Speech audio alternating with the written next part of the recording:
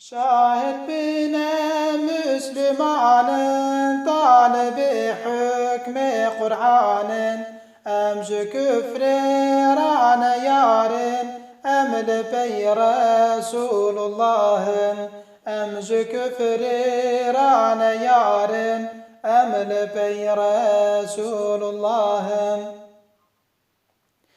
Dava Kur'an-ı meşakir, ehli küfrü perişan kir, cevre baş bu meşakir, emli pey Resulullah'ın, cevre baş bu meşakir, emli pey Resulullah'ın.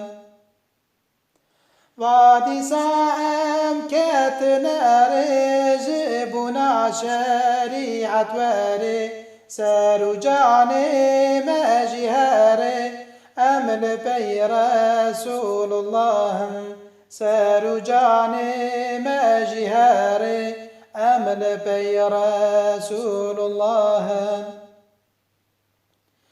Ve davim kirne serbilin rüzgardı ke bajaru gün, ji despan düşmeni vexil, emli pey Resulullah'ın, ji despan düşmeni vexil, emli pey Resulullah'ın.